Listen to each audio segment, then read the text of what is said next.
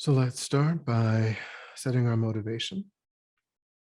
So on your own, just think about why you are here, your interest in this topic, the benefits of studying it, contemplating these ideas, trying to find pieces of information, techniques that we can implement even right now in daily life to more and more deeply embody a bodhicitta motivation, understanding what we have to do to get there, trying to develop the courage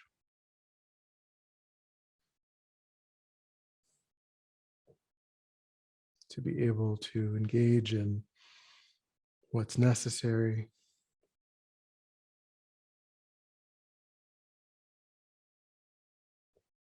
and recognizing that the whole purpose of that is to be of benefit to others.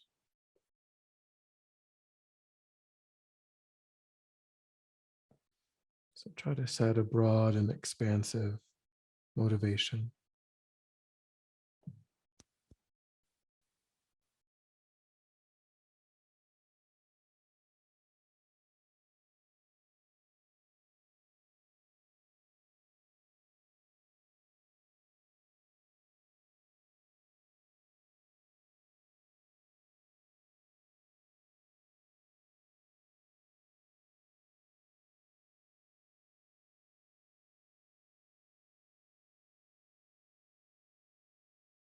All right.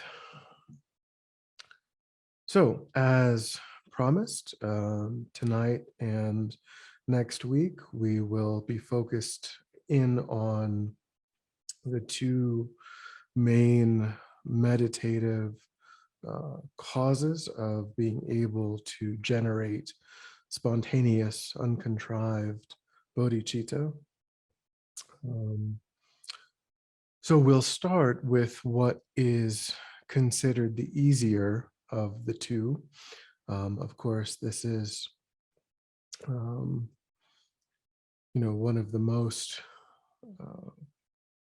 fundamental and radical reorientations that a person, can have. So to say that one way of doing it is easier than the other, is still incredibly intense. New way of thinking and relating. It fundamentally assumes that we have given up self-cherishing in a deep way, and that we live our lives for the benefit of others. But it also, that realization isn't just sort of, which is true of all of the Buddhist ideas. They're not just left out there, with the idea that we just magically attain it. We are presented with a step-by-step systematic method of gradually changing the mind, gradually increasing familiarities with new ideas and new ways of thinking. So the first one is called the 7-point cause and effect meditation. But I should ask, did anyone have a question from last week, or maybe in the reading, or anything that to maybe clarify before we move on?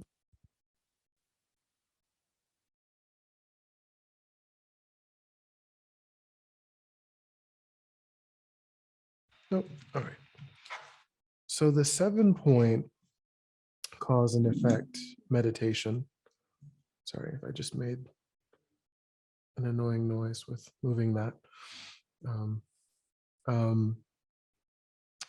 The 7-point cause and effect meditation, actually, of course, these are both considered great scope meditations.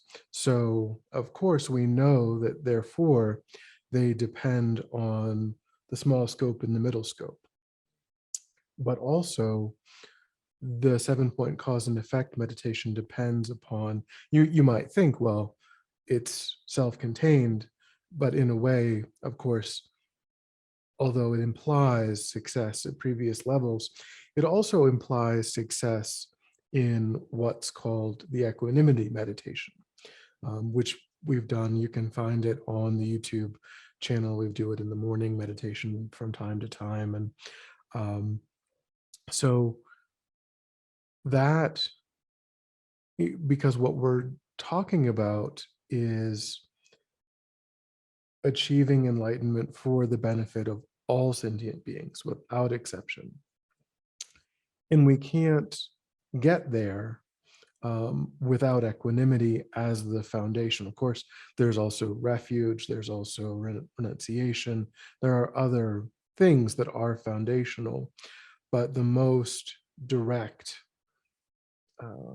internal realization that's foundational is equanimity, meaning that we no longer relate to others through any kind of partiality, that we don't think, well, and again, this is why this way of thinking is such a radical, one reason why this way of thinking is such a radical departure for us, because partiality is how we navigate the world. We narrow down what we are interested in to our friends, our family, our loved ones. And, within that circle, we have a fairly high capacity and a fairly high willingness to undergo hardships, to do acts of generosity and charity and so on.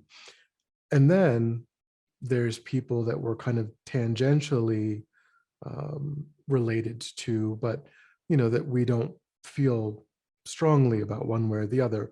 More so people that just kind of come and go, people that we would call mainly in the stranger category. They haven't really interacted with us strongly enough for us to generate any kind of warmth toward them particularly, but also no real aversion. They haven't annoyed us, but they also haven't done nice things. So they just sort of kind of in the background.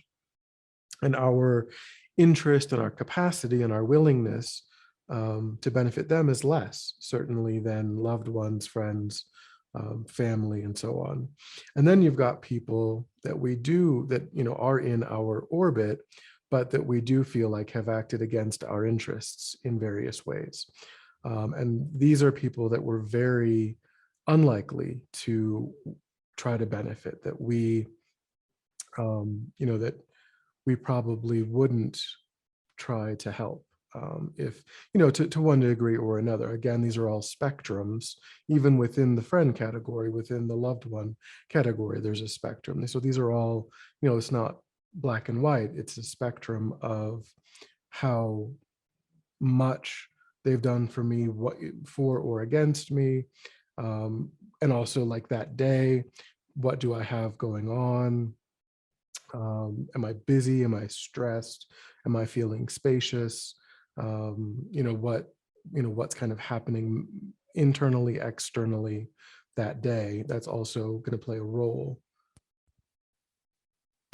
So there's a lot of factors there involved in that process of how we're going to relate to others, in that moment. But broadly speaking, that lens of partiality is going to be the major lens through which we make decisions. And we have to normalize that. We have to stabilize those groups. We have to not have a different regard for friend, enemy, and stranger. We have to be equally willing to work for the benefit of all sentient beings, without respect to what they've done for us in the past, um, in order to have any hope of generating bodhicitta. So any thoughts or questions so far?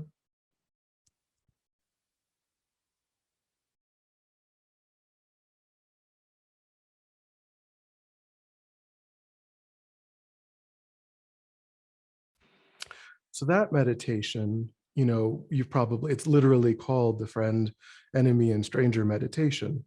That's usually what it's called, or it's called the equanimity meditation.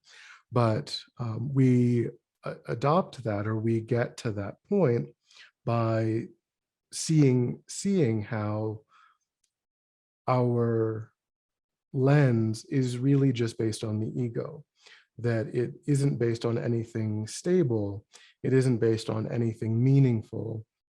It's just based on, really not even an appraisal of the person as a whole, but like, how has that person related really to just me, not like, is this person normally good hearted or normally kind, or we don't even really do it that way. It's really just in this person's interactions with specifically just me, have they benefited me? Have they worked against me? Or have they not had an opportunity to do that? And that is really what motivates our interest and our willingness. So we kind of have to see how irrational that is. And we kind of have to learn to see them as a whole person, to see all sentient beings as complete people, irrespective that exist, irrespective of the way that they relate to just me, that we are the same in wanting happiness, not wanting to suffer, and that there's no validity to the idea that our willingness to benefit them should be related to their particular actions in the past. And in a way, this is somewhat related to the first of the 7 points of the 7-point cause and effect meditation. Or in a way, although we have to establish equanimity first, in a way also this first contemplation helps in a way to deepen that, which the very first of the 7 points, it's described as learning to see all sentient beings as having played the role of one's mother countless times in previous lives.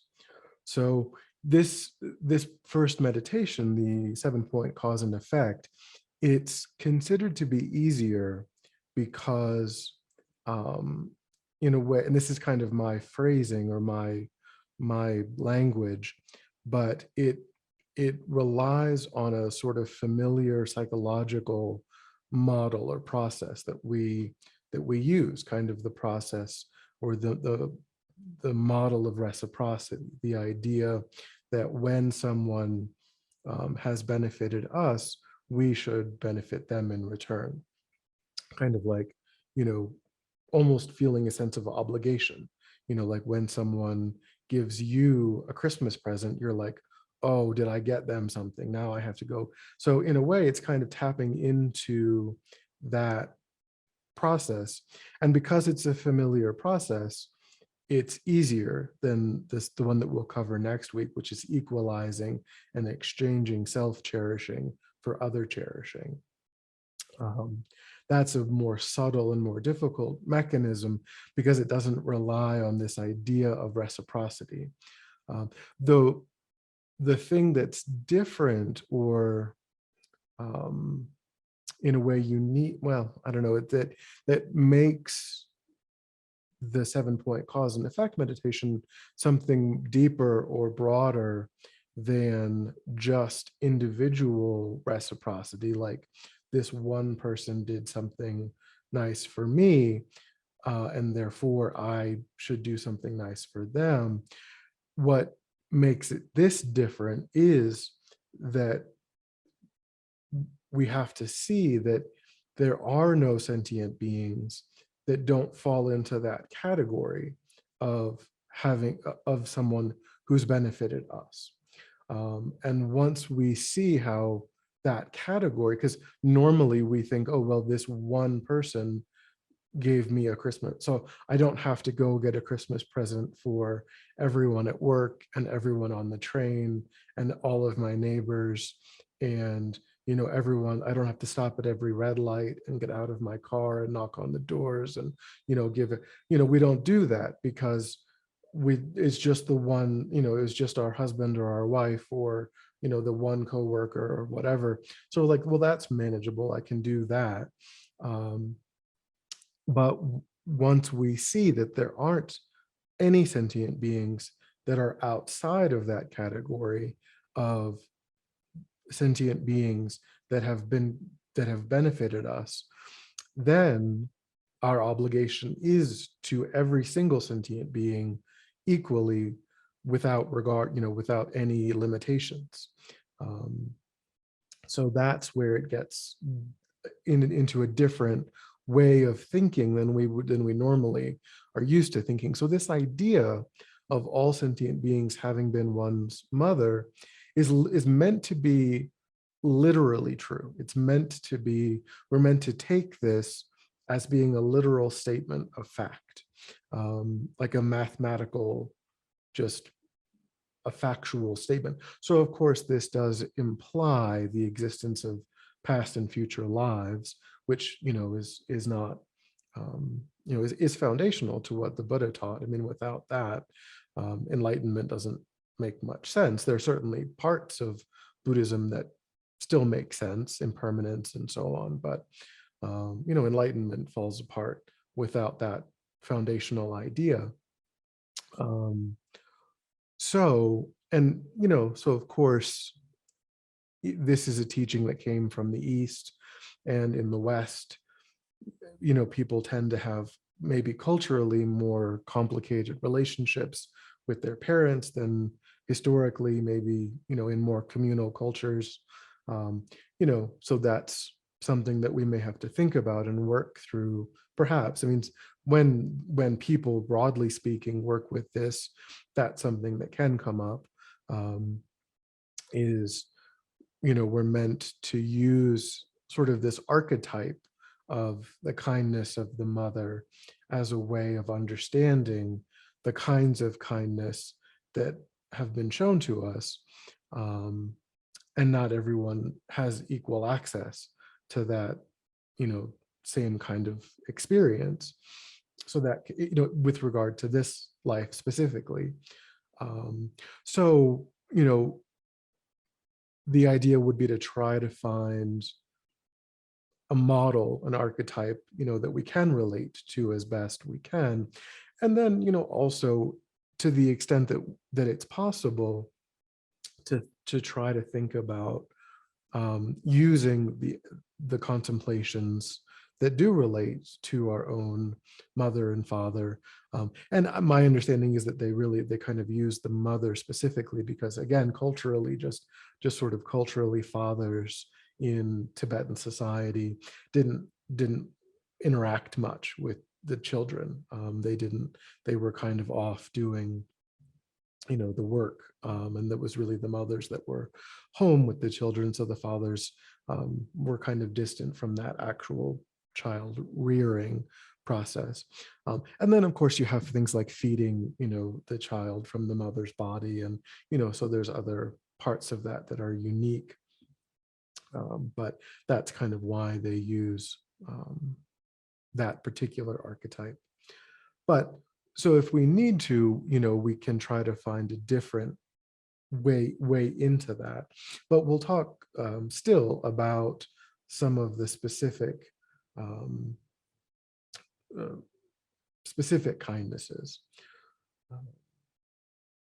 Yeah, so just with the first one, all we're trying to do is literally get to a place. And again, at this level, with this very first contemplation, it's just about rebirth. It's just about recognizing that my mind is beginningless and endless, and therefore it's had innumerable rebirths that required a mother and father. And therefore, and because the number of sentient beings that exist is also, incredibly high, but it's thought to be perhaps not mathematically truly an infinite number. So if your consciousness has existed beginninglessly and has taken rebirth beginninglessly, and in the overwhelming majority of those, there are realms of existence where the birthing process, or the process of taking appropriating aggregates in that realm don't require a mother and father, like the hell realm, and there are realms that are like that. But the human realm, the animal realm, these are realms that, so every time that we were a mosquito, we had mosquito parents, and so just all of these rebirths required parents. And so the understanding is that it's just not mathematically possible that we can look at a sentient being and think that that sentient being has never had an opportunity, and Buddhism would say it hasn't had many opportunities to play the role of the parent in past lives. Ants. So, and so in the text, Lama Zopa says, when we can get to the point where every time we look at a dog or a cat or a snake or a cockroach, and we think, kind, precious mother, then we've internalized this truth about rebirth. So we're meant to, to literally think, because again, this is one reason why this idea of bodhicitta is so difficult. Like we talked about before, it's in relation, not because it's so difficult for us to have the idea, to hold the idea of relating, even just to like relating to everyone in our neighborhood. Like I haven't met all of the people that just live in the condo, in the apartment complex that I live in. Like I don't know their names, I don't know their faces. There's 5 buildings, I don't know. And we're not even talking about like all people in your state or all people in your country or even all humans. We're talking about all sentient beings in every realm of existence. So all the humans, all the animals, all the hungry ghosts, all the hell beings, all the demigods, all the gods, all the formless realm beings, and all the form realm beings, and then all of those that are in the bardo that are waiting to be in one of those other. So it's just incredibly, but it's also true that in terms of the mental training, we're only going to be able to see humans and animals. So for us, as a mental training, the part of that that's helpful for as a training process is humans and animals. But it's still true, that this is saying that there isn't any sentient being in any realm of existence that hasn't played that role for us in past lives. And we get there, again, just by contemplating the beginninglessness of the mind, and how this is just mathematically true. So that's just a repeated contemplation that we have to do over and over again, and then try to actively, like they say, whenever you are in the break time, whenever you're in daily life, in between. So, you might take the beginningless nature of the mind as the topic for your meditation for like a month, because one approach to the Lam Rim is to cycle through the different topics. And Lama Zopa Rinpoche recommends giving each topic a month, meaning that, every day for 30 days, 2 or 3 times a day, maybe, or at least once, you're meditating on that topic and you're not doing other topics. And then in the break time, you're trying to reinforce, and the break time, that's kind of a, monastic term in a way, because, they didn't have jobs, but like that for us, that just means daily life. That just means everything other than that session of meditation, or in between the morning and the evening session. So when we're at work, when we're driving, and so on, we should try to look at others and try to actively remember, try to look at the dog that's barking and think, that dog has been that the mind, of course, not that dog, but the mind that's associated with that form has been associated with a different form in a past life. And this mind that's associated with this form was associated with a different form. And in that past life, those two minds were linked in that way, to think of it like that.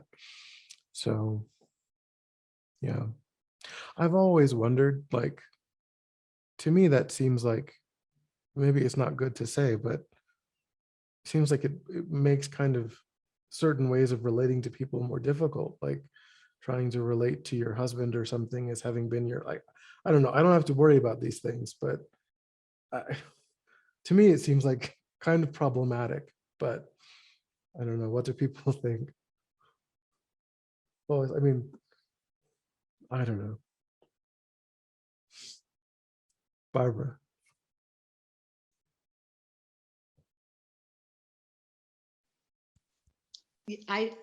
I listened to a teaching this week by Venerable Sangye Kadro on the same thing.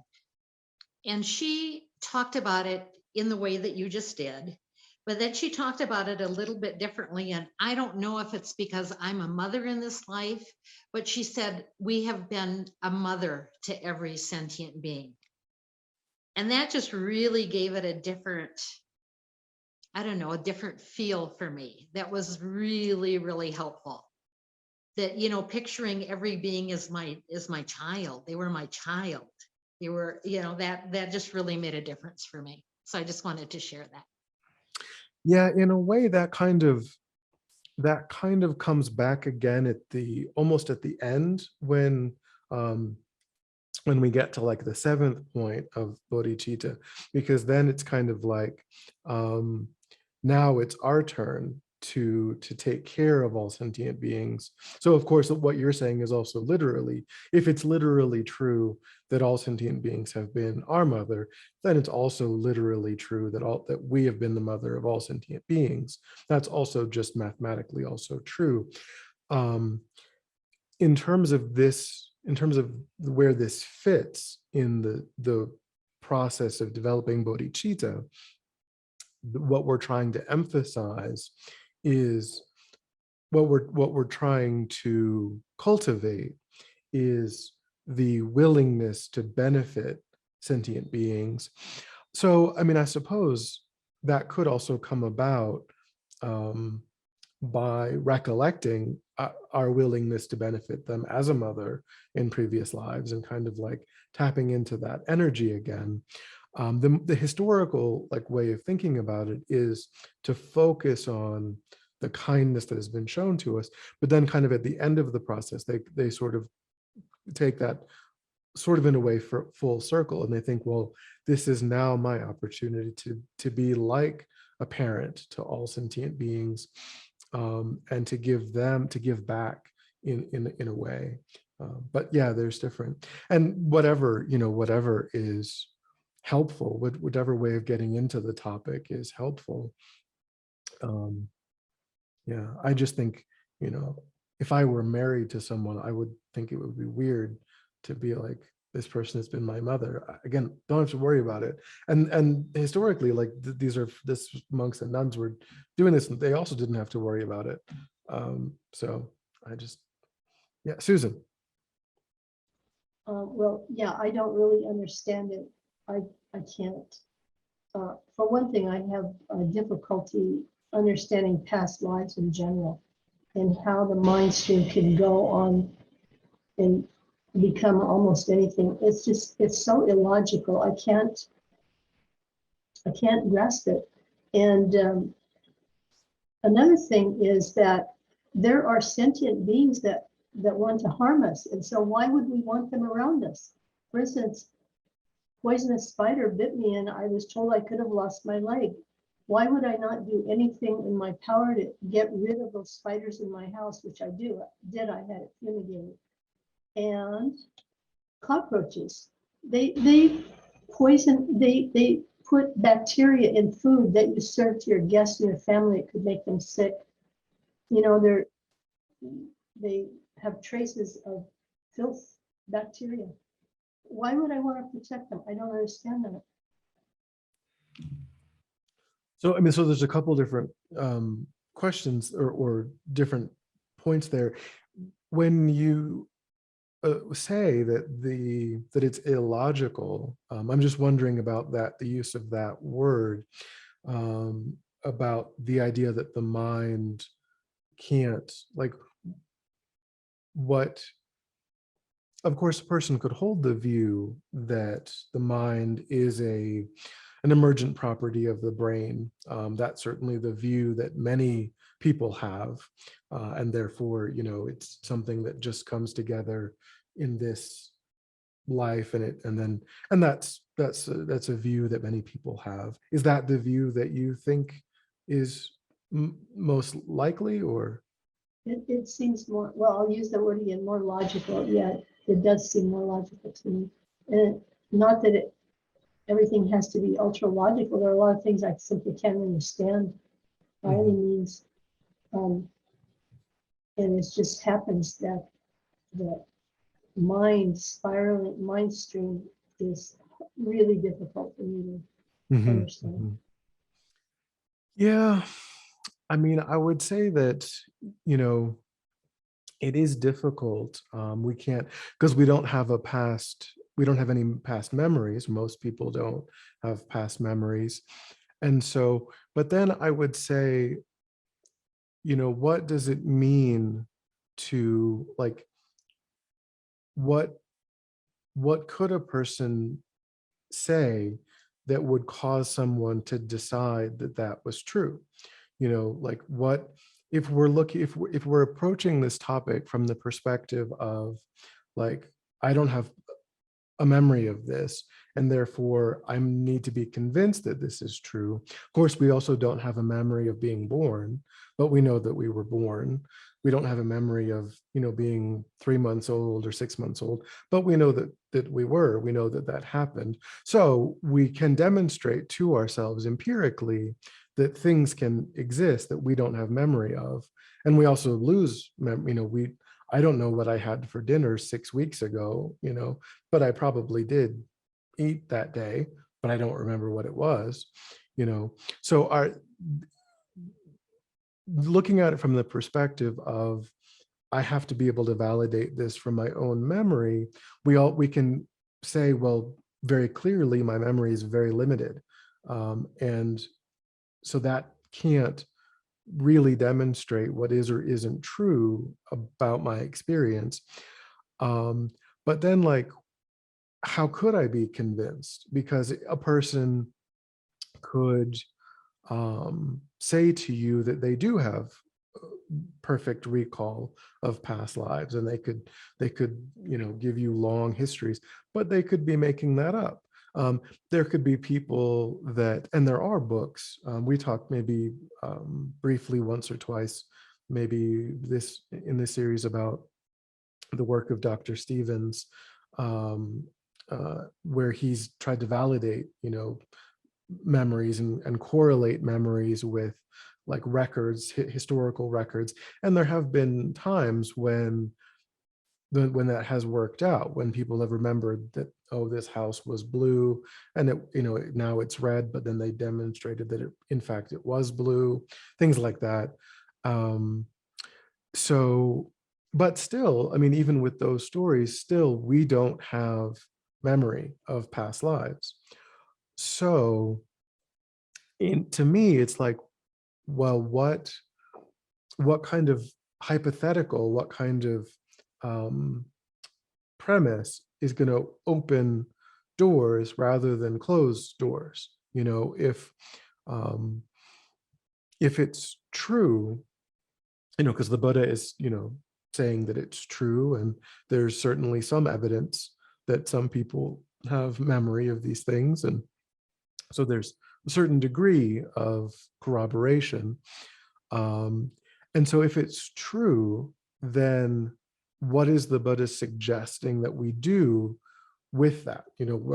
What's the implication of that being true?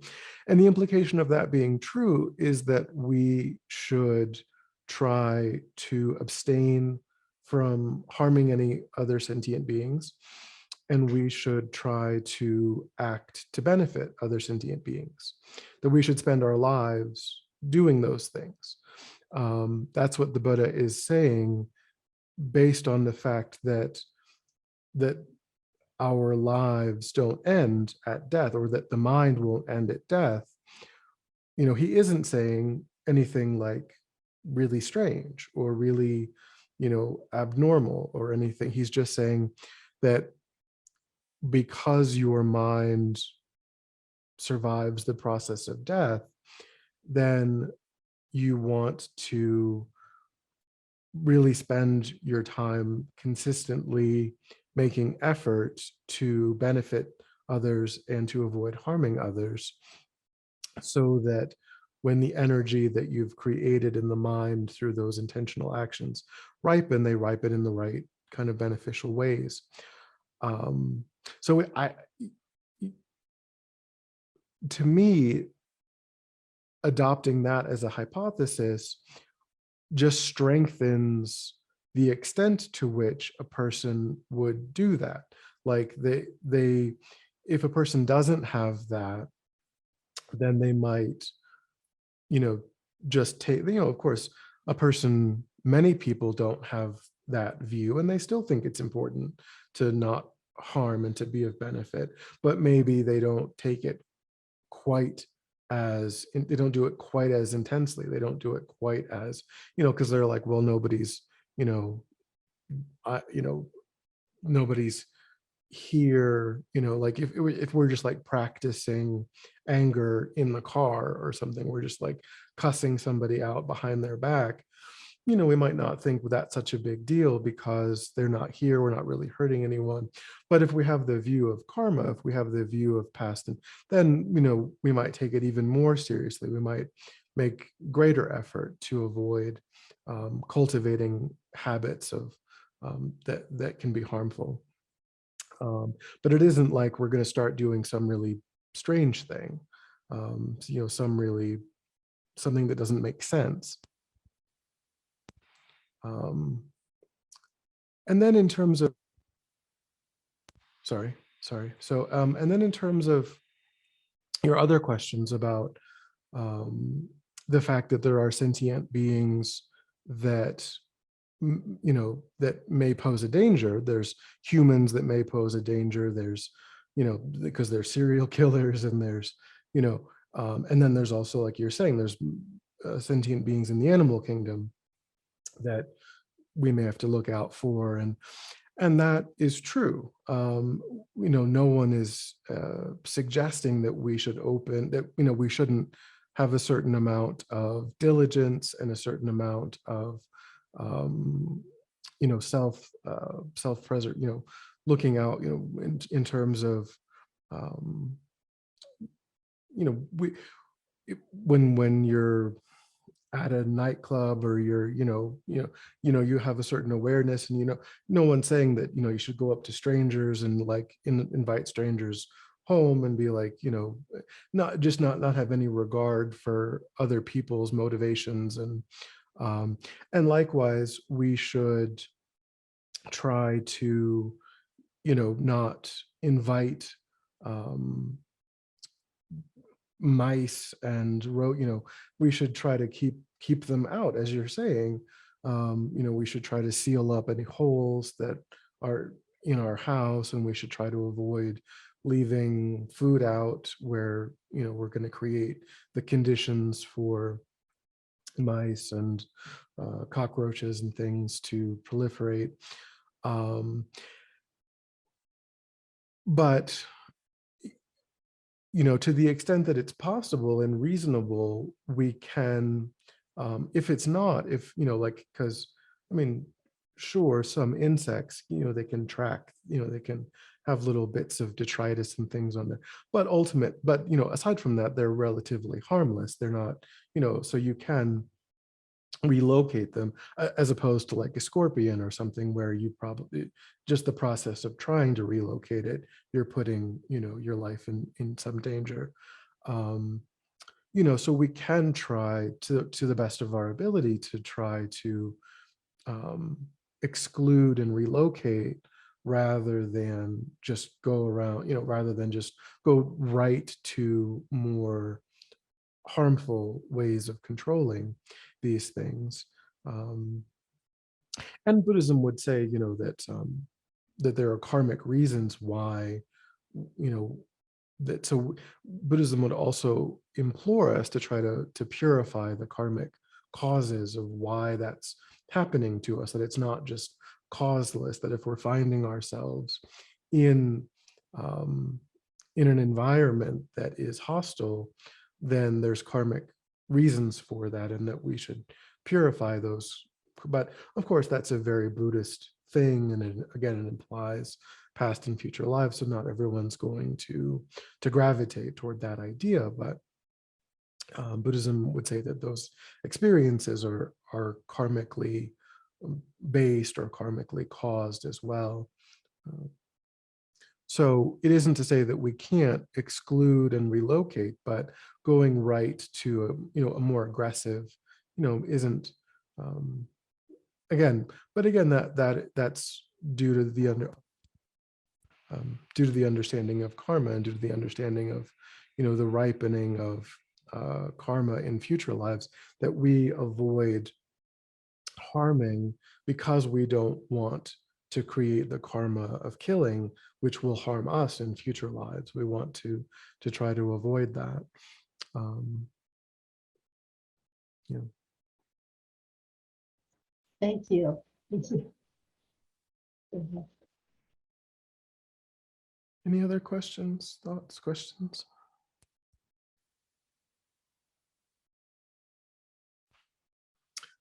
So the second, we're only on the first of these 7 points.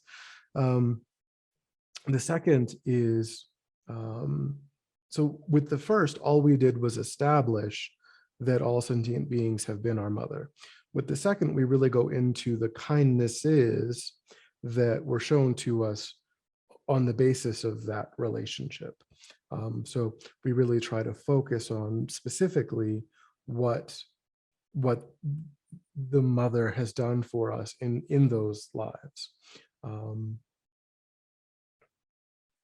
So there's 4 kind of historical examples. One is just the giving of our body.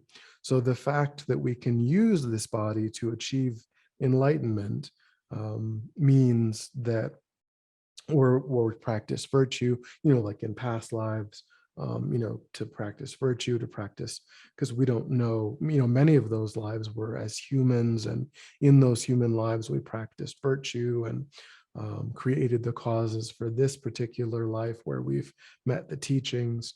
And then, of course, there's the mother in this life as well. So generally, the idea is that the kindness of giving us a body where we can use it to practice the path.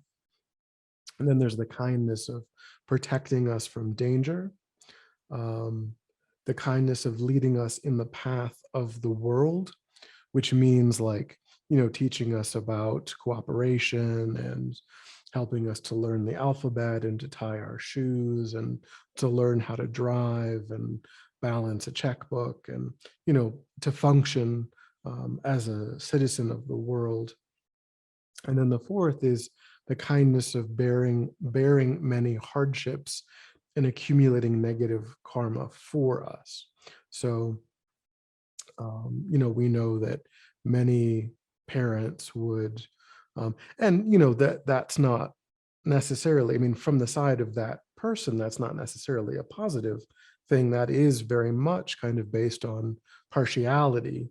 The idea that a parent would do anything, in many cases would, even break the law, or lie or steal, for their own child. Now, of course, again, this is talking about an ordinary sentient being who is probably doing that out of a sense of partiality, but still, we are the beneficiary of that kind of, even though it is partiality that accrues to our benefit. And so, and thinking about how, because they're an ordinary sentient being, they were even, they've even accumulated negative karma in order to help us. Maybe they covered, they told a lie to cover for us, or something like that. So they've accumulated that negative karma that we are the beneficiary of. Which not, it's not encouraging that, but it's just pointing out that that is true, that is very common.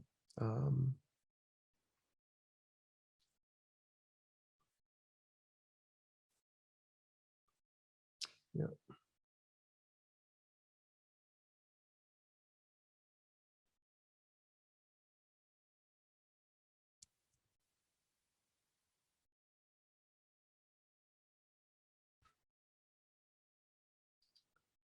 So,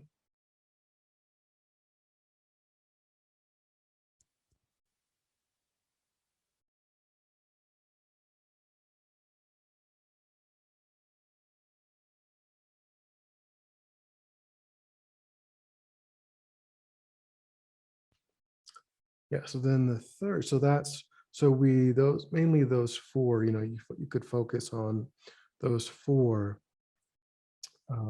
And then, again, like I said before, feeding us from their own body, protecting us. This, going back to maybe enumerating uh, the way, the kindness of showing us the way of the world. Also, when we were very young, we would have died within a couple of hours at a certain point had we not been protected, fed and clothed, and so we can just think about all of the, and the fact that we know how to navigate the world, that we were taught how to read and write, and the patience that it took, to help us to learn to do those things. So that's the second step, is to really, and you can come up with your own examples, the things that really resonate for you, using your own examples, using whatever impactful specific examples you can think of, to recognize that in all of these instances where this relationship existed, there were all of these individual acts of kindnesses that were part of that. And then the third is resolving to repay that kindness.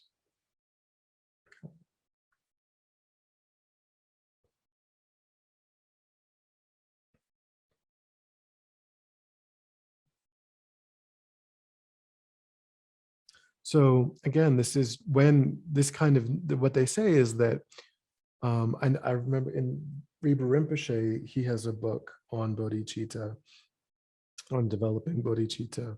And what he says, that if we do step 2 really well, if we really focus on this kindness and that kindness, and that just naturally the wish to repay that kindness will be present in the mind, that just by contemplating deeply, they did this for me, they did that for me, then step 3 will follow kind of naturally. Uh,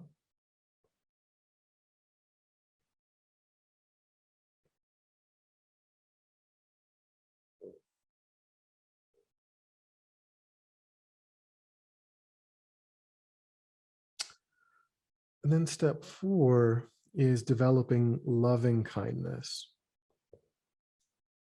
So this refers to a kind of affectionate warm-heartedness that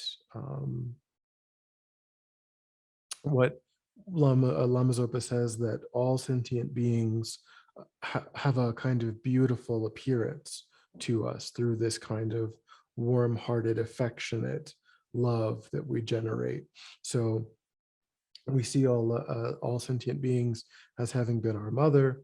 So, and so again, Susan, to your point too, this is also kind of an antidote to aversion, to the kind of aversion that arises with regard to some sentient beings.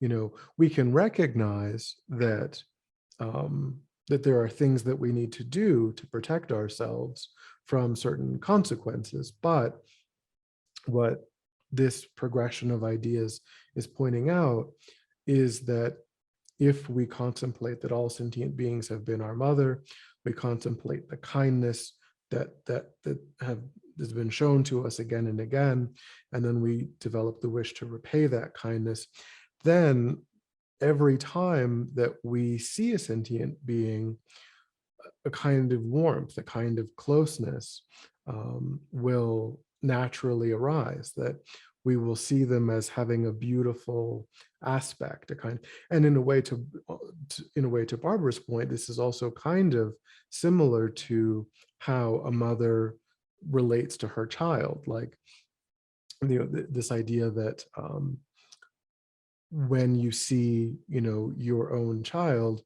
no matter what they've done or what they've said, or, you know, they still have that, you know, you still relate to them in that special way.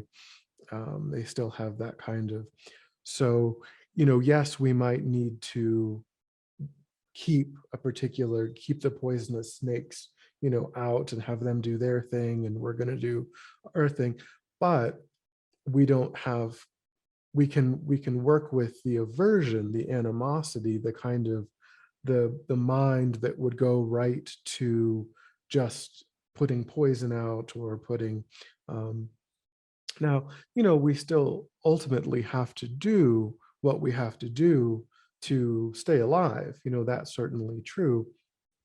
You know, so there's certain, you know, there's gradations of things with, you know, with cockroaches, you know, I would say that the harm is pretty minimal. I mean, you know, there's some harm perhaps, but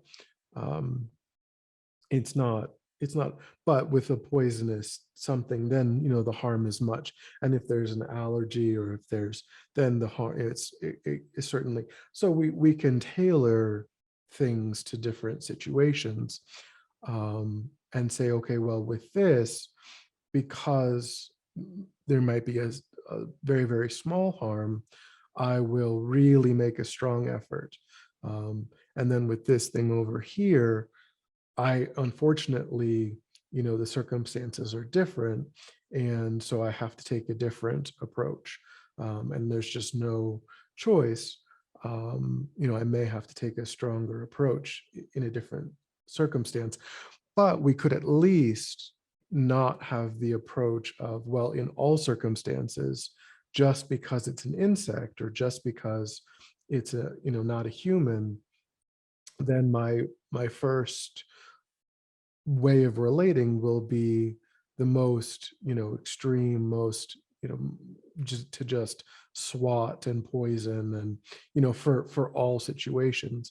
We can at least really work with the really minor situations and make a strong effort to not go to the more intense ways of dealing with those, and really reserve that for situations where we feel that there is a much stronger harm.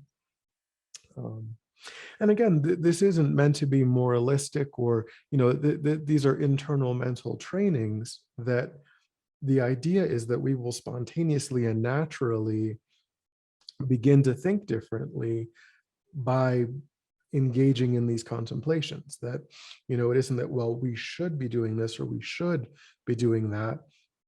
the idea is that when we start to do this, then we change. Then if we decide that I will start to think about how all sentient beings have been my mother and how they've been kind to me, then I will progress in this direction.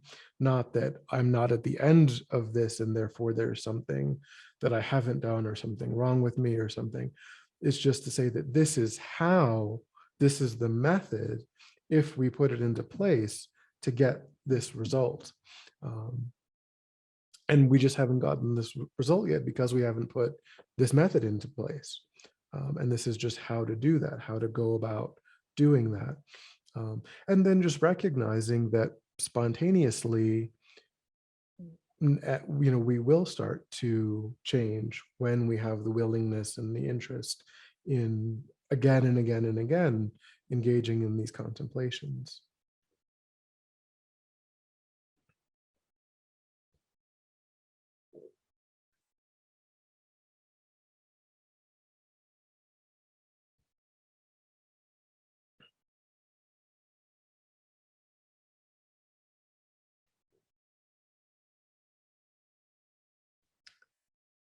Okay, so on the basis then, step 5 is compassion. So loving kindness, step 4, was to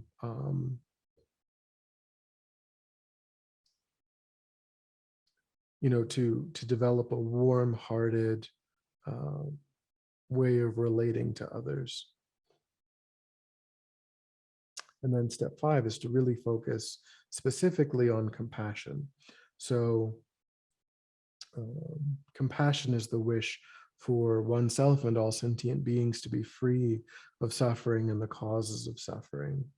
So here we have to think about how these kind mother sentient beings have, are bereft in various ways of happiness and the causes, or I'm sorry, that are experiencing suffering and the causes of suffering over and over again. They're meeting with painful conditions. They're meeting with illness and disease, and they're being separated from what they enjoy. They're being prevented from accomplishing what they wish. They experience old age and death again and again and again. So we have to, unfortunately, just like with our own, when we talk about the Four Noble Truths and we talk about, really having to come to terms with our own suffering in order to understand suffering, we're really kind of applying that now to all sentient beings and thinking about all of the ways in which these beings, of course, all of the beings around us who have been our mothers countless times in past lives, are suffering and are subject to the ripening of karma, subject to the ripening of defilements. And so, and then, again, wanting them to be free of that, wanting them to not suffer. And this is, again, not being done in a partial way, but, doing this limitlessly, doing this for all sentient beings without exception. So that's when ordinary compassion becomes great compassion, where it's not just some sentient beings should be free of suffering, but all sentient beings should be free of suffering.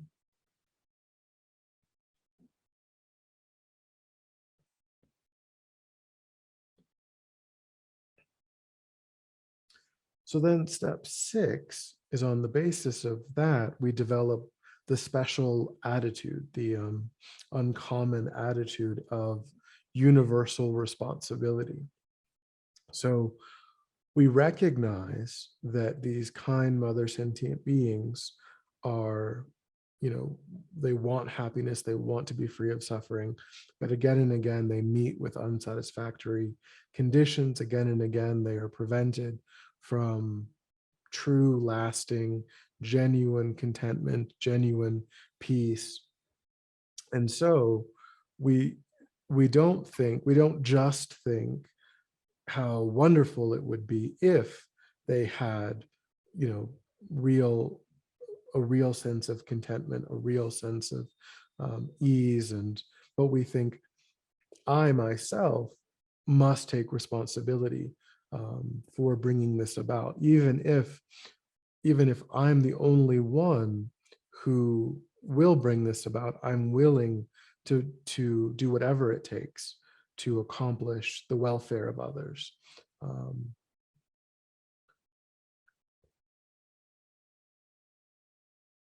Lama Zopa says, with our special attitude, we see that we must lead all beings from suffering, and that the only way to do that perfectly is to show them the path. We cannot do this until we understand the infinitely various propensities of all the sentient beings, their different attitudes, thoughts, desires, levels of intelligence, personalities, and so forth, and know which methods will best suit them to allow them to develop the fastest. Because the only being who fully understands the minds of all sentient beings is a Buddha. We ourselves must become enlightened.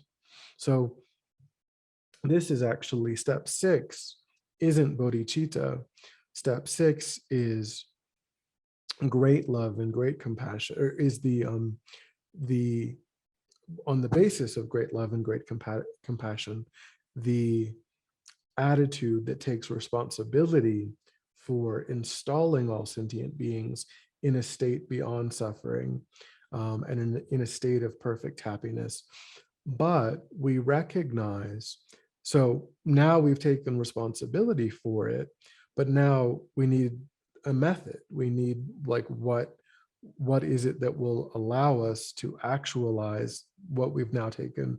It's like saying, you know, I look at the world and I see, you know, so many sentient beings have, you know, glaucoma, or, you know, problems with, you know, their eyesight, or, and so then, okay, if I'm going to do something about that, what specifically do I need to do? What is the specific tool or ability that I have? So in that worldly example, you know, it would be, well, I have to be an expert surgeon or an expert ophthalmologist, or what, you know, and so I have to then go to that school and do that training. And because otherwise, all I've done is I've said, this is a real problem.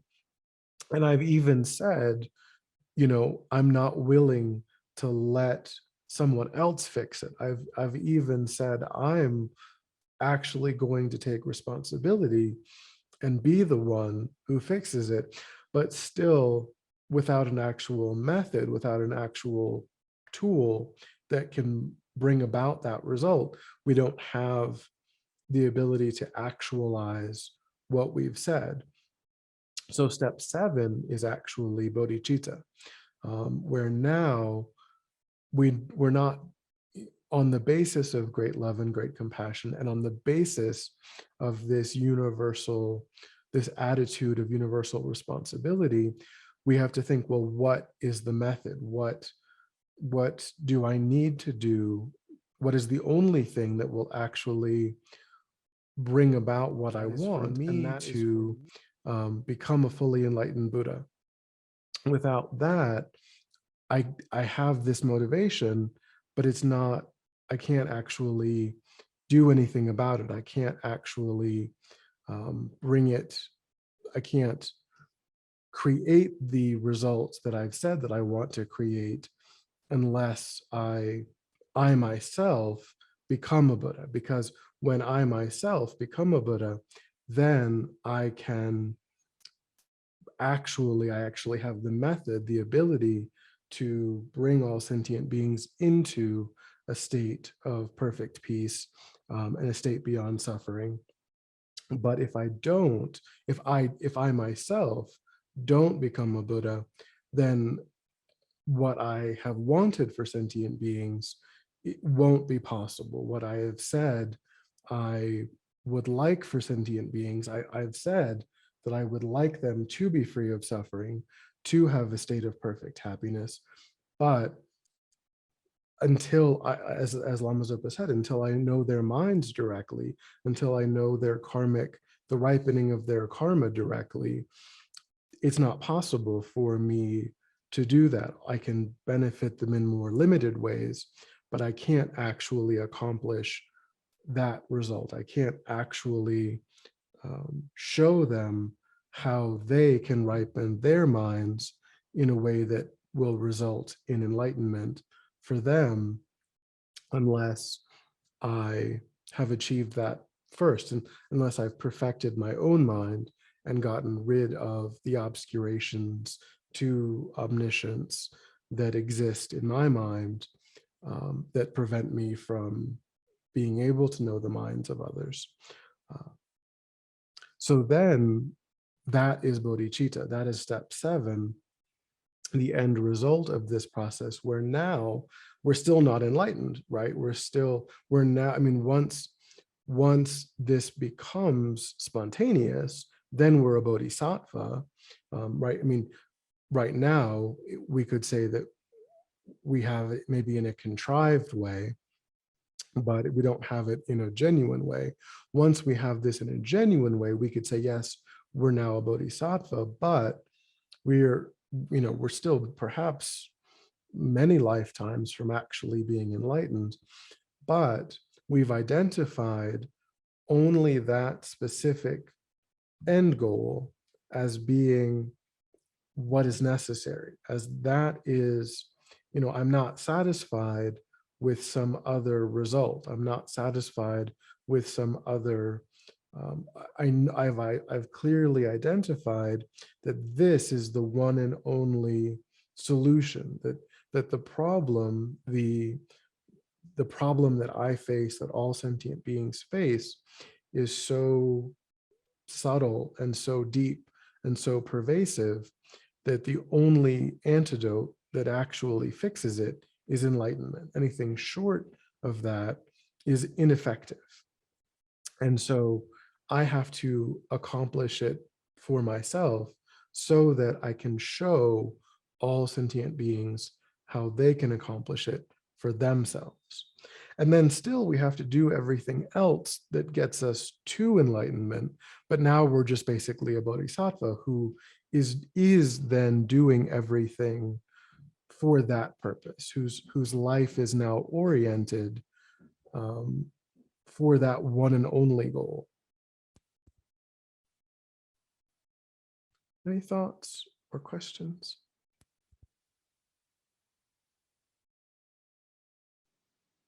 Am I correct, Venerable, that when one becomes a bodhisattva, that can be lost in the next life or subsequent lives, that does not go with you? Is that correct thinking? Yeah, there's within the bodhisattva grounds and paths, it becomes like unshakable at a certain point. I don't remember like the name of that particular realization or that, but yeah, I mean, it's reversible. Basically, they describe it. I mean, everything that we do goes into the mind and it has a beneficial effect. So someone that realizes bodhicitta, like that has a profoundly beneficial effect that carries over into the next life.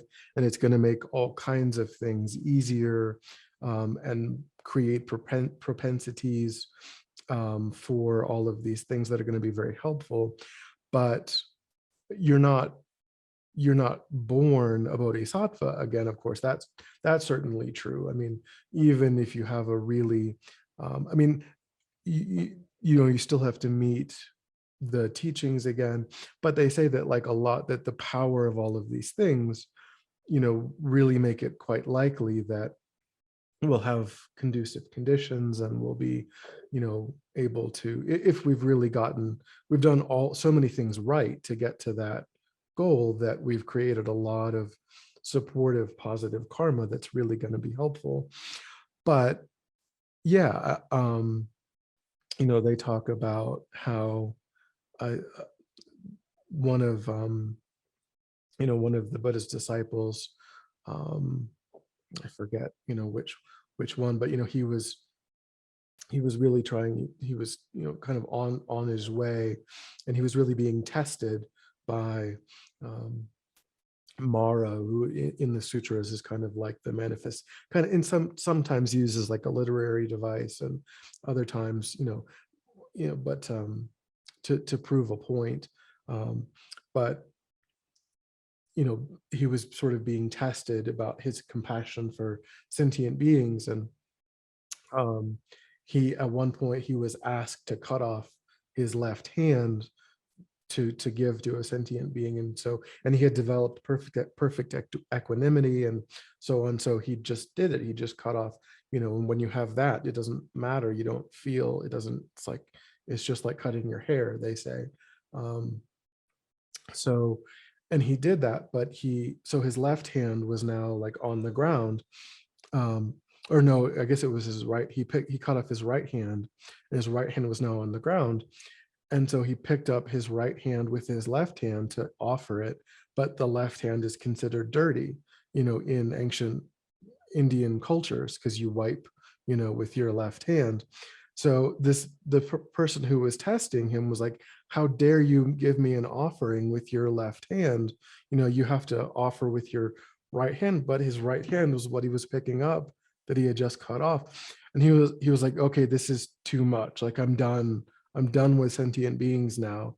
And that really diverted him off of the bodhisattva path. So hopefully we don't get tested to that level before we're, hopefully, like that kind of testing, we're ready when it comes. But that's to say, that a person could have their family member, killed by someone, and then they might develop intense hatred, or some really terrible thing could happen, like that, where it's to say that we can be tested beyond our capacity, and we can lose bodhicitta, definitely. But at a certain stage, it does become irreversible. It's so strong, so unshakable, that we don't have to worry about that. But yeah, it's not like emptiness, where it's different. Once you've seen emptiness directly, still you're not like born seeing emptiness directly, but it kind of ripens quite early in your life in some way. I don't know in what way, but in some way. So all of these things to some degree are like that, but seeing emptiness directly is different than anything else.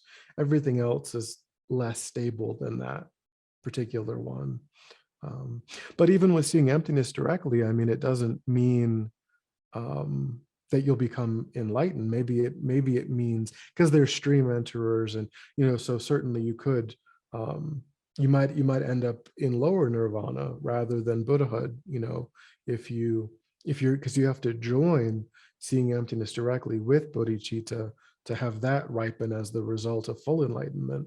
So certainly there are people who get diverted into and sometimes it's just, this is too much work, and it's too hard, and some people have that kind of thought, and they kind of get diverted into the path of lower nirvana, because you have to join, which is why really in the Mahayana tradition a lot of emphasis isn't put on seeing emptiness directly until bodhicitta. I mean, it's not always the same. Some people will see emptiness directly first before they realize bodhicitta, but kind of the safer way to do it is to realize bodhicitta and then really work on seeing emptiness directly, because that is what distinguishes a Mahayana practitioner from a Theravada practitioner. It's just bodhicitta. They realize the same emptiness. So there's a danger, in a way, there's a danger of getting diverted to lower nirvana without that stable bodhicitta in place. So it's really, But again, sometimes people are kind of doing both on the great scope. So sometimes people will, just because of the karma that ripens, they will see emptiness directly without having realized bodhicitta. But then hopefully they don't die right away, and hopefully they can really, really put a lot of effort into bodhicitta, and they have enough time in that life. So.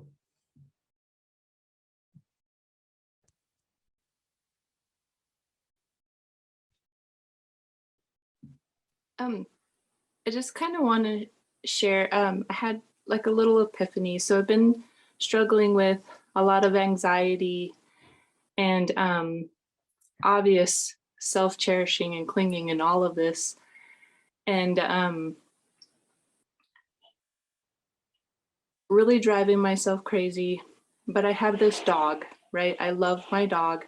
I made a vow to never abandon him. So in all of my anxiety, I get to that point where, the suicide comes up and I'm like, okay, I'm done. I can't do this anymore. I can't do the Mahayana. I can't even do the Hinayana. I'm done. I can't help anybody. And I look at my dog and I'm like, okay, but hold on. I can help him. I vowed not to abandon him. So instead of dealing with this anxiety, I'm now trying to, I feel it in my chest. So instead of a tightness, I'm trying to think of it as the dakas and dakinis coming out and making offerings and clearing the way for me and my anxiety. And I'm also trying to focus on that vow that I made to not abandon my dog, because I can't do anything more for him. He's also in severe arthritis. I've had 3 different vets tell me there's nothing more I can do for him, except for Buddhism is telling me that right now at my capacity, all I can do is overcome my self-cherishing so that he's not affected by my anxiety, hold this love and bodhicitta mind, and pretty much just sit in a loving, calm mind with him while equalizing him with others. Because isn't that what the Buddhas and Bodhisattvas, they made a vow to never abandon us, even if we're ignoring them, even if we can't hear them. My dog can't, he can hear me, but not in the way like you can hear me right now. So it's like I'm so limited. But at the same point, the Bodhisattvas and Buddhas are so limited at what they can really do for us, but they can still sit there with us. Correct? That's all. Yeah.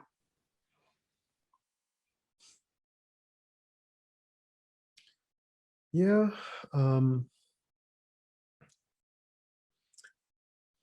Of course, we don't, all of these steps, the great scope, of course, depends on the small. So really, there's a progression to all of these ideas, and we have to make sure that we're, cultivating these ideas in the proper order. And but certainly we are karmically, as I maybe mentioned, we're certainly karmically connected to sentient beings.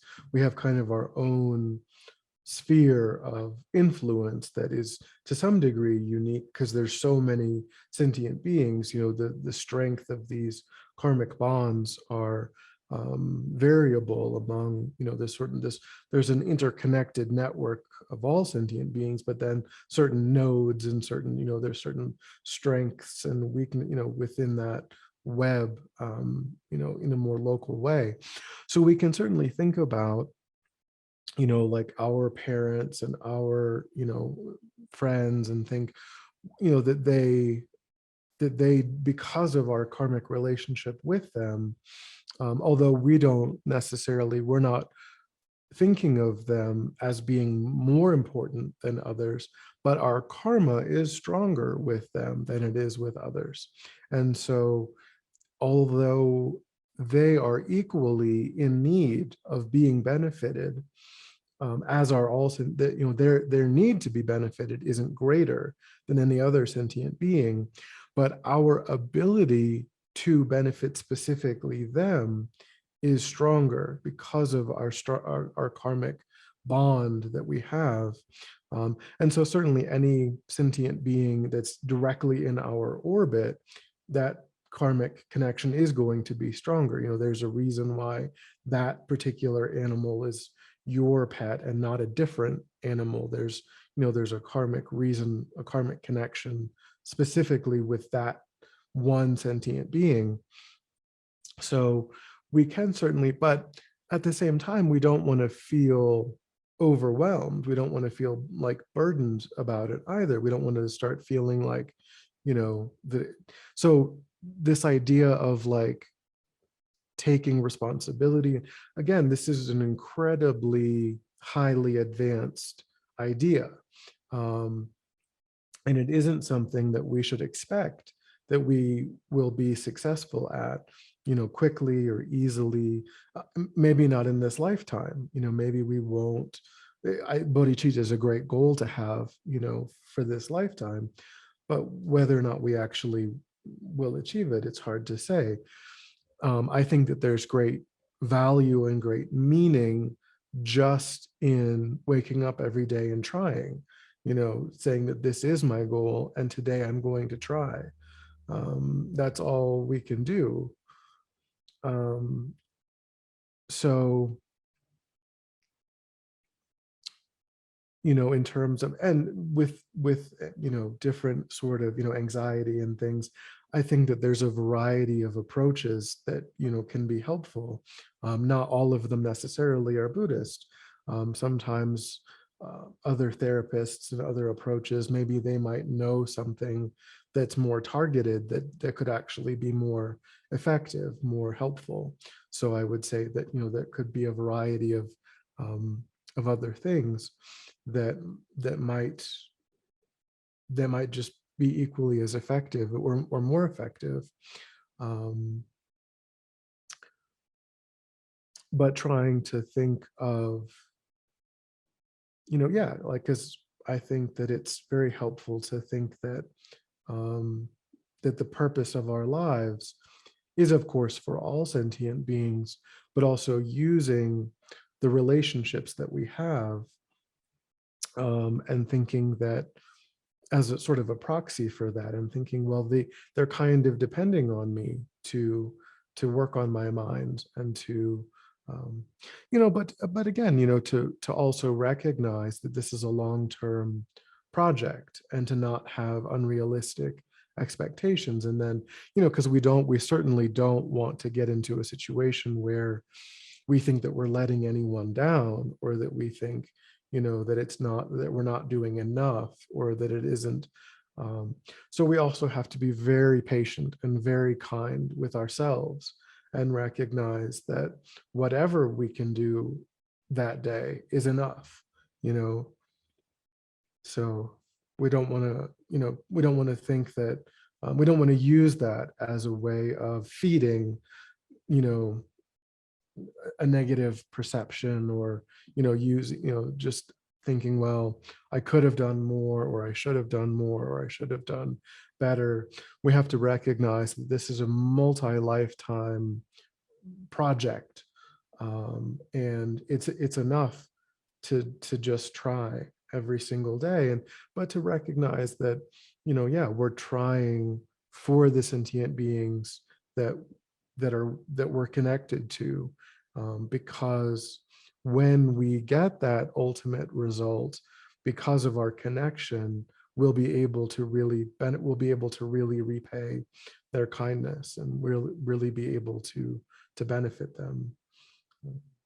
But, you know, again, really have a very easy, light, kind of playful attitude about the whole thing, you know, really just, you know, not kind of getting into self recrimination or anything like that, where, you know, because it should be, you know, the path should be joyful. The path shouldn't be oppressive or it shouldn't feed into guilt or anything like that.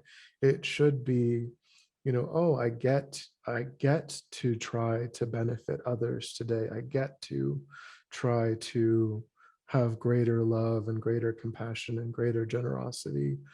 How extraordinary is it that I've met methods and processes that can move my mind in that direction, even if the amount of progress that day is tiny, and even if it seems like there are weeks and months without much progress. We just have to kind of trust in the process, and just, if it doesn't feel light and blissful, I mean, not everything is actually blissful, but in terms of feeling, if we're not generally feeling happier about our practice, if we're starting to relate negatively to our practice and things, that's, then we need to kind of make some changes. We need to make sure that we're keeping the sessions short, and we're motivating well and dedicating well, and then just thinking, well, if I motivated well and I dedicated well, then whatever I did is helpful, because I wanted it to be of benefit, and then I dedicated it to be of benefit, and that's that's fine. Yeah.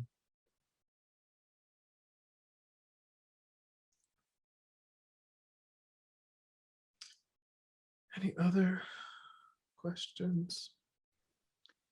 I just have a comment, and I'm not sure who the person was in class that just was talking about the commitment or the vow that she made to her dog. That was so helpful to me in terms of the analogy that she made of, that's how the Buddhas and Bodhisattvas are with us. That is the same vow that they have made to us. They will not abandon us, whether we're paying attention, no matter what we are, how we're showing up. It's that same commitment. So that was just a real helpful thing. That analogy was really helpful for me. So whoever that was, thank you. Skylar, and that was Skylar. And I could really relate to that just because I feel that way sometimes about my dog. I mean, all the time about my dog. I have a tremendous commitment, and I have suffered through the loss of dogs that I felt the same way about, and thought I could not actually recover from it. But there's something about the dog energy that is very karmically connected to me, and all all animals. I really have a soft spot for animals. So anyway, I'm glad Skylar brought that up, and I appreciate that talk. Yeah, and it's important to remember too, of course, that we're mainly talking about the mind of this sentient being. So like whether our parents, or our friends, like maybe they've passed, but still we're not like, it isn't, this commitment isn't to just that, the body and the mind of that, and that, well, because the mind has left, that is now different, or like the karmic relationship that we had, even if that mind is now somewhere else, that karmic relationship is still the same. So it doesn't like end if a sentient being dies before we do, or it's not like limited in that way. So we have to remember that, like, and which also means that we don't lose we haven't lost any opportunity to be of, but we might think, well, this person died before I was Buddhist or something, and so I couldn't pray for them, or I couldn't, and that's not true. We don't want to think that way, because their mind is what we're karmically related to, and so whatever we do now is still of benefit to that mind, even if that mind is somewhere else. So we want to make sure that we don't think of it as like, it only lasted and now it's gone, and now I've lost that opportunity. That's not true. We always, that karmic relationship has survived, and whatever we now that we do know how to dedicate, now that we do know how to, we can do that even for beings that have passed 10, 20, 30, years ago. But they don't take their personality when they, it's not part of the mind stream, is it? It's not the personality. Yeah, well, yeah, what the thing that goes from life to life, that's of course very difficult to define in a clear way, but it's true that it's not that the way that their mind has manifested in that life had a lot of unique causes and conditions, and they may be absent. So there are certain similarities. They would say that, if a person has a very stable trait of kindness, then in their next life, if they are human again, then probably there will be an impulse toward kindness. There'll be some momentum in that direction. Are they going to like strawberry ice cream? Probably not. The sort of surface, the really, really surface level preferences and musical tastes and types of books, and that's probably all going to be relatively different, but the very stable tendencies, the very stable impulses like generosity or patience or kindness, and then of course also, unfortunately, the opposite. If a person's full of hatred, and then of course that will carry over too, that kind of energy will carry over also. So it's not just the good ones. But it's true that the surface level likes and dislikes, those are probably not.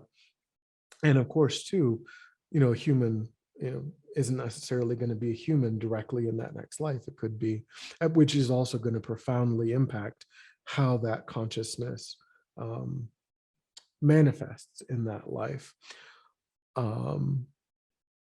But yeah, that's, but personality isn't stable, over a lifetime either. The person that we knew used to be 5 years old. They used to play with trucks and, builds, and then, we didn't know them that way, but they still were that. That was just as validly the person that we knew as the person that we knew. And when that person is 90, they're not the same person they were when they were 30. And that person is just as validly the person, like we can look at our own parents and we can think, well, I had a certain relationship with them when I was 10. And then if they live to be 90, I'm going to have a very different relationship with them, but they're still validly the same person. So it isn't to say that, that there's significance to any one, we have to kind of reduce the impact or the way that we think about the significance of personality in any one moment, because that in and of itself changes throughout our personality is changing, throughout our lifetime. And but again, certain stable traits, are there. All right, we are out of time. So we did get through all 7 points. And so you can see how, again, it's based on this idea of reciprocity, this particular, seeing all sentient beings as having been kind, wanting to repay that, recognizing that they are bereft of happiness, that they meet with suffering, wanting them to be free of that, and then recognizing only enlightenment accomplishes that goal, and then therefore I am willing to do whatever is necessary to achieve enlightenment, to bring about that goal, but all based on this kind of reciprocity, the fact that sentient beings have been kind to us.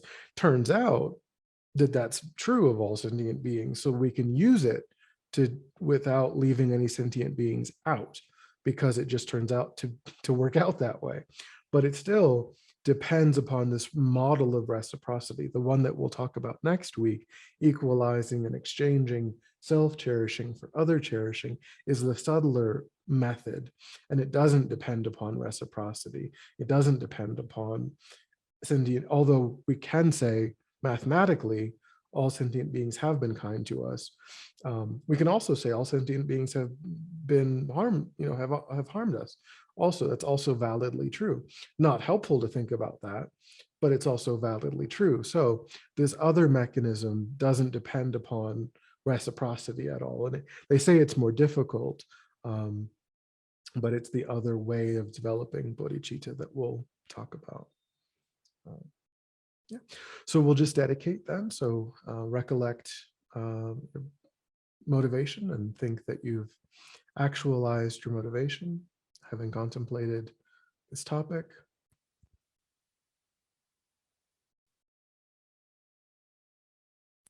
Think that the positive energy of that actualization is something that you offer freely for the benefit of all sentient beings without exception.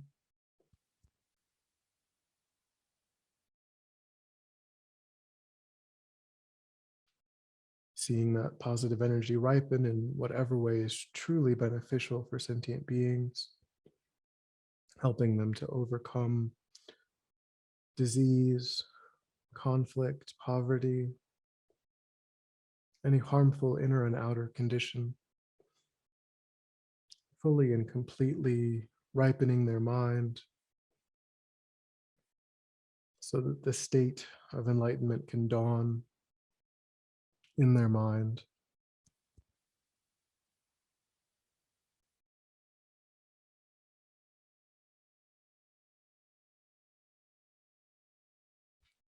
Wanting that state again to dawn in our own minds, to give us the ability to benefit without mistake, to know the minds, to know the karmic ripenings of all sentient beings, to guide them, to show them the path, the quickest way for each individual.